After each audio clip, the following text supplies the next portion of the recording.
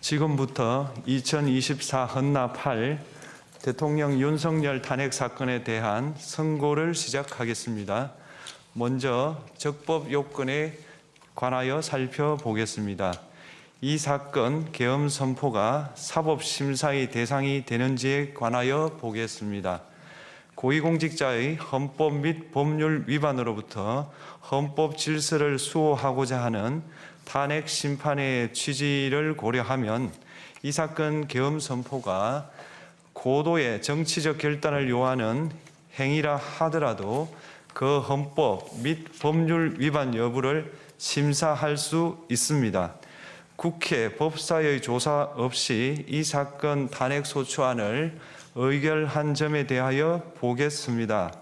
헌법은 국회의 소추 절차를 입법에 맡기고 있고 국회법은 법사위 조사 여부를 국회의 재량으로 규정하고 있습니다.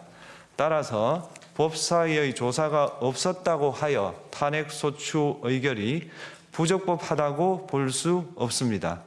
이 사건 탄핵 소추안의 의결이 일사부재의 원칙에 위반되는지 여부에 대해서 보겠습니다. 국회법은 부결된 안건을 같은 회기 중에 다시 발의할 수 없도록 규정하고 있습니다. 피청구인에 대한 1차 탄핵소추안이 제418회 정기회 회기에 투표 불성립되었지만 이 사건 탄핵소추안은 제419회 임시회 회기 중에 발의되었으므로 일사부재의 원칙에 위반되지 않습니다. 한편 이에 대해서는 다른 회기에도 탄핵소추안의 발의 횟수를 제한하는 입법이 필요하다는 재판관 정형식의 보충 의견이 있습니다. 이 사건 계엄이 단시간 안에 해제되었고 이로 인한 피해가 발생하지 않았으므로 보호이익이 험결되었는지 여부에 대해서 보겠습니다. 이 사건 계엄이 해제되었다고 하더라도 이 사건 계엄으로 인하여 이 사건 탄핵 사유는 이미 발생하였으므로 심판의 이익이 부정된다고 볼 수 없습니다. 소추 의결서에서 내란죄 등 형법 위반 행위로 구성하였던 것을 탄핵 심판 청구 이후에 헌법 위반 행위로 포섭하여 주장한 점에 대하여 보겠습니다. 기본적 사실관계는 동일하게 유지하면서 적용 법조문을 철회, 변경하는 것은 소추 사유의 철회, 변경에 해당하지 않으므로 특별한 절차를 거치지 않더라도 허용됩니다. 피청구인은 소추 사유에 내란죄 관련 부분이 없었다면 의결 정족수를 충족하지 못하였을 것이라고 주장하지만 이는 가정적 주장에 불과하며 객관적으로 뒷받침할 만한 근거도 없습니다. 대통령의 지위를 탈취하기 위하여 탄핵 소추권을 남용하였다는 주장에 대하여 보겠습니다. 이 사건 탄핵 소추안의 의결 과정이 적법하고 피소추자의 헌법 또는 법률 위반이 일정 수준 이상 소명되었으므로 탄핵 소추권이 남용되었다고 볼 수 없습니다. 그렇다면 이 사건 탄핵 심판 청구는 적법합니다. 한편 증거법칙과 관련하여 탄핵 심판 절차에서 형사소송법상 전문 법칙을 완화하여 적용할 수 있다는 재판관 이미선, 김형두의 보충 의견과 탄핵 심판 절차에서 앞으로는 전문 법칙을 보다 엄격하게 적용할 필요가 있다는 재판관 김복형, 조한창의 보충 의견이 있습니다. 다음으로 피청구인이 직무집행에 있어 헌법이나 법률을 위반하였는지 피청구인의 법 위반 행위가 피청구인을 파면할 만큼 중대한 것인지에 관하여 살펴보겠습니다. 우선 소추 사유별로 살펴보겠습니다. 1. 이 사건 계엄 선포에 관하여 보겠습니다. 헌법 및 계엄법에 따르면 비상계엄 선포의 실체적 요건 중 하나는 전시, 사변 또는 이에 준하는 국가 비상사태로 저가 교전 상태에 있거나 사회 질서가 극도로 교란되어 행정 및 사법 기능의 수행이 현저히 곤란한 상황이 현실적으로 발생하여야 한다는 것입니다. 피청구인은 야당이 다수 의석을 차지한 국회의 이례적인 탄핵소추 추진, 일방적인 입법권 행사 및 예산 삭감 시도 등의 전횡으로 인하여 위와 같은 중대한 위기사항이 발생하였다고 주장합니다. 피청구인의 취임 후 이 사건 계엄 선포 전까지 국회는 행안부 장관, 검사, 방통위위원장, 감사원장 등에 대하여 총 22건의 탄핵소추안을 발의하였습니다. 이는 국회가 탄핵소추 사유의 위헌, 위법성에 대해 숙고하지 않은 채 법 위반의 의혹에만 근거하여 탄핵심판 제도를 정부에 대한 정치적 압박 수단으로 이용하였다는 우려를 낳았습니다. 그러나 이 사건 계엄 선포 당시에는 검사 1인 및 방통위위원장에 대한 탄핵심판 절차만이 진행 중이었습니다. 피청구인이 야당이 일방적으로 통과시켜 문제가 있다고 주장하는 법률안들은 피청구인이 제의를 요구하거나 공포를 보류하여 그 효력이 발생되지 않은 상태였습니다. 2025년도 예산안은 2024년 예산을 집행하고 있었던 이 사건 계엄 선포 당시 상황에 어떠한 영향을 미칠 수 없고 위 예산안에 대하여 국회 예결특위의 의결이 있었을 뿐 본회의의 의결이 있었던 것도 아닙니다. 따라서 국회의 탄핵소추, 입법, 예산안 심의 등의 권한 행사가 이 사건 계엄 선포 당시 중대한 위기 상황을 현실적으로 발생시켰다고 볼 수 없습니다. 국회의 권한 행사가 위법, 부당하더라도 헌법재판소의 탄핵 심판, 피청구인의 법률안 제의 요구 등 평상시 권력 행사 방법으로 대처할 수 있으므로 국가 긴급권의 행사를 정당화할 수 없습니다. 피청구인은 부정선거 의혹을 해소하기 위하여 이 사건 계엄을 선포하였다고도 주장합니다. 그러나 어떠한 의혹이 있다는 것만으로 중대한 위기 상황이 현실적으로 발생하였다고 볼 수는 없습니다. 또한 중앙선관위는 제22대 국회의원 선거 전에 보안 취약점에 대하여 대부분 조치하였다고 발표하였으며 사전, 우편, 투표함, 보관장소, CCTV 영상을 24시간 공개하고 개표 과정에 수검표 제도를 도입하는 등의 대책을 마련하였다는 점에서도 피청구인의 주장은 타당하다고 볼 수 없습니다.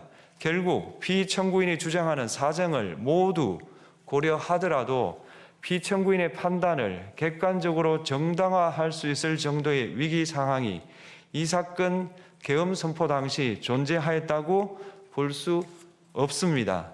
헌법과 계엄법은 비상계엄 선포의 실체적 요건으로 병력으로서 군사상의 필요에 응하거나 공공의 안정질서를 유지할 필요와 목적이 있을 것을 요구하고 있습니다. 그런데 피청구인이 주장하는 국회의 권한 행사로 인한 국정마비 상태나 부정선거 의혹은 정치적, 제도적, 사법적 수단을 통하여 해결하여야 할 문제이지 병력을 동원하여 해결할 수 있는 것이 아닙니다.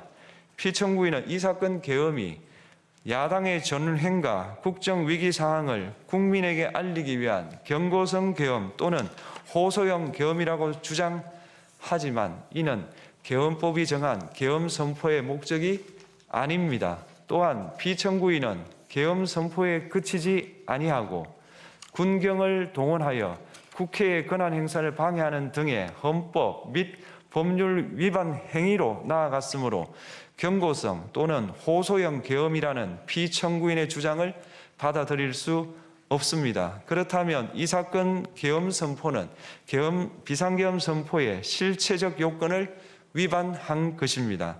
다음으로 이 사건 계엄 선포가 절차적 요건을 준수하였는지에 관하여 보겠습니다. 계엄 선포 및 계엄 사령관 임명은 국무회의의 심의를 거쳐야 합니다. 피청구인이 이 사건 계엄을 선포하기 직전에 국무총리 및 9명의 국무위원에게 계엄 선포의 취지를 간략히 설명한 사실은 인정됩니다.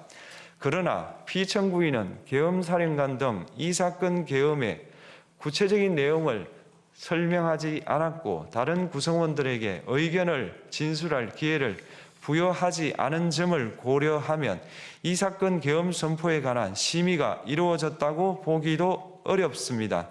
그 외에도 피청구인은 국무총리와 관계 국무위원이 비상계엄 선포문에 부서하지 않았음에도 이 사건 계엄을 선포하였고 그 시행 일시, 시행 지역 및 계엄사령관을 공고하지 않았으며 지체 없이 국회에 통고하지도 않았으므로 헌법 및 계엄법이 정한 비상계엄 선포의 절차적 요건을 위반하였습니다. 2. 국회에 대한 군경 투입에 관하여 보겠습니다. 피청구인은 국방부 장관에게 국회에 군대를 투입할 것을 지시하였습니다.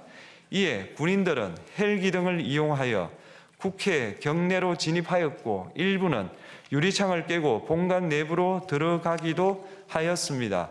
피청구인은 육군 특수전 사령관 등에게 의결 정족수가 채워지지 않은 것 같으니 문을 부수고 들어가서 안에 있는 인원들을 끄집어내라는 등의 지시를 하였습니다.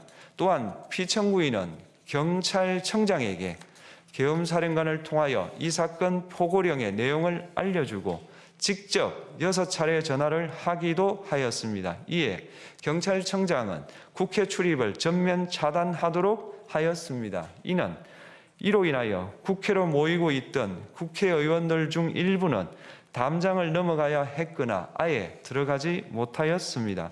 한편 국방부 장관은 필요시 체포할 목적으로 국군 방첩사령관에게 국회의장, 각 정당 대표 등 14명의 위치를 확인하라고 지시하였습니다. 피청구인은 국가정보원 1차장에게 전화하여 국군 방첩사령부를 지원하라고 하였고 국군 방첩사령관은 국가정보원 1차장에게 위 사람들에 대한 위치 확인을 요청하였습니다. 이와 같이 피청구인은 군경을 투입하여 국회의원의 국회 출입을 통제하는 한편 이들을 끌어내라고 지시함으로써 국회의 권한 행사를 방해하였으므로 국회에 계엄 해제 요구권을 부여한 헌법 조항을 위반하였고 국회의원의 심의 표결권, 불체포 특권을 침해하였습니다. 또한 각 정당의 대표 등에 대한 위치 확인 시도에 관여함으로써 정당 활동의 자유를 침해하였습니다. 피청구인은 국회의 권한 행사를 막는 등 정치적 목적으로 병력을 투입함으로써 국가 안전보장과 국토방위를 사명으로 하여 나라를 위해 봉사하여 온 군인들이 일반 시민들과 대치하도록 만들었습니다. 이에 피청구인은 국군의 정치적 중립성을 침해하고 헌법에 따른 국군 통수 의무를 위반하였습니다. 3. 이 사건 포고령 발령에 관하여 보겠습니다. 피청구인은 이 사건 포고령을 통하여 국회, 지방의회, 정당의 활동을 금지함으로써 국회에 계엄 해제 요구권을 부여한 헌법조항, 정당 제도를 규정한 헌법조항, 대의민주주의 권력분리 원칙을 위반하였습니다.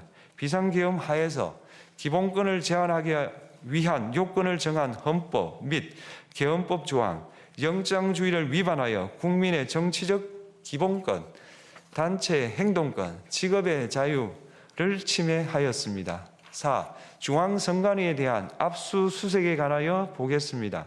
피청구인은 국방부 장관에게 병력을 동원하여 선관위의 전산 시스템을 점검하라고 지시하였습니다. 이에 따라 중앙선관위 청사에 투입된 병력은 출입 통제를 하면서 당직자들의 휴대전화를 압수하고 전산 시스템을 촬영하였습니다. 이는 선관위에 대하여 영장 없이 압수수색을 하도록 하여 영장주의를 위반한 것이자 선관위의 독립성을 침해한 것입니다. 5. 법조인에 대한 위치 확인 시도에 관하여 보겠습니다.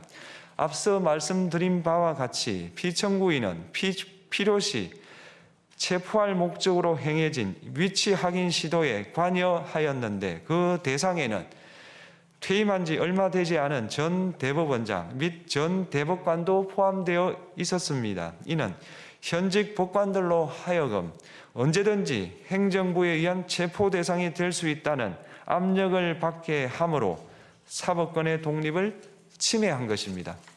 지금까지 살펴본 피청구인의 법 위반 행위가 피청구인을 파면할 만큼 중대한 것인지 관하여 보겠습니다.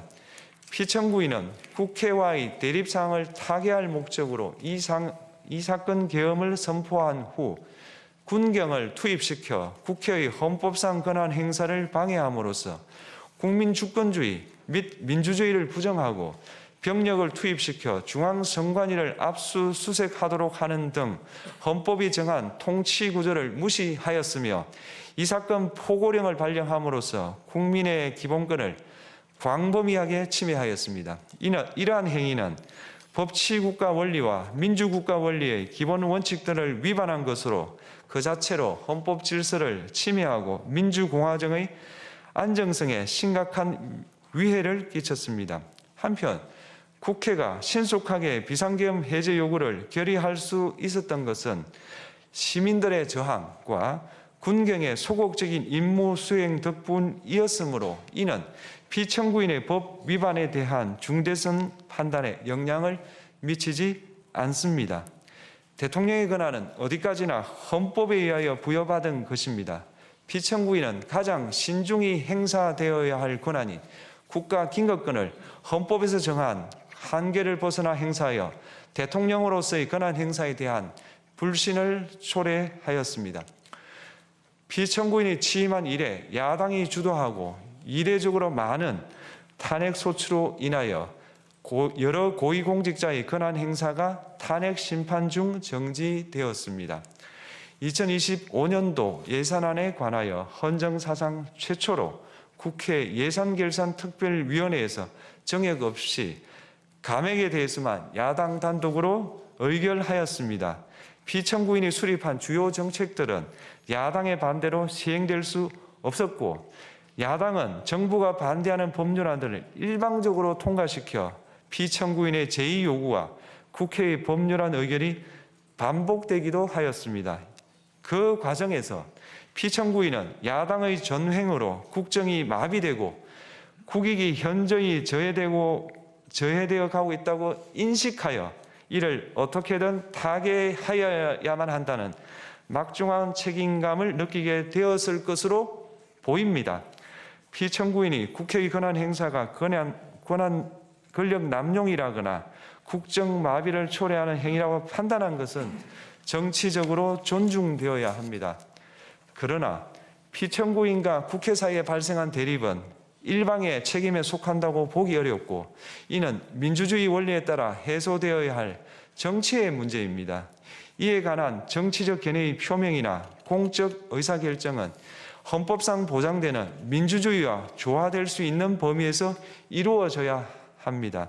국회는 소수 의견을 존중하고 정부와의 관계에서 관용 그리고 자제를 전제로 대화와 타협을 통하여 결론을 도출하도록 노력하였어야 합니다.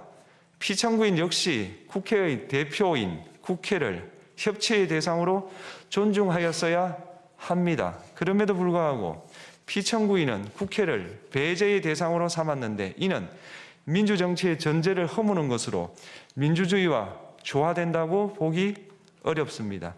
피청구인은 국회의 권한 행사가 다수의 횡포라고 판단했다 하더라도 헌법이 예정한 자구책을 통해 견제와 균형이 실현될 수 있도록 하였어야 합니다.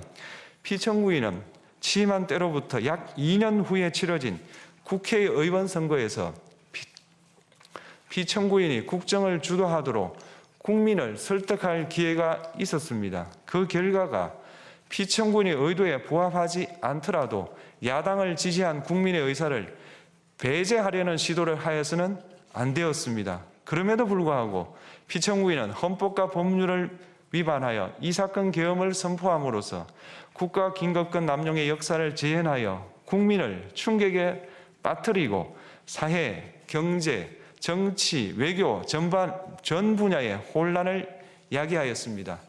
국민 모두의 대통령으로서 자신을 지지하는 국민을 초월하여 사회 공동체를 통합시켜야 할 책무를 위반하였습니다.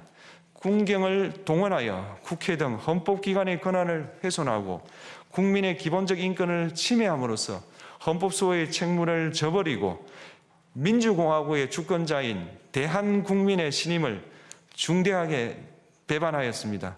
결국 피청구인의 위법 행위는 국민의 신임을 배반한 것으로 헌법 수호의 관점에서 용납될 수 없는 중대한 법 위반 행위에 해당합니다. 피청구인의 법 위반 행위가 헌법 질서에 미친 부정적 영향과 파급 효과가 중대하므로 피청구인을 파면함으로써 얻는 헌법 수호의 이익이 대통령 파면에 따르는 국가적 손실을 압도할 정도로 크다고 인정됩니다. 이에 재판관 전원의 일치된 의견으로 주문을 선고합니다. 탄핵 사건이므로 선고 시각을 확인하겠습니다. 지금 시각은 오전 11시 22분입니다. 주문, 피청구인 대통령 윤석열을 파면한다.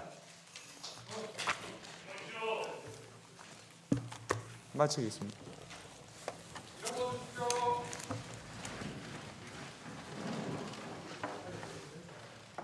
고맙습니다.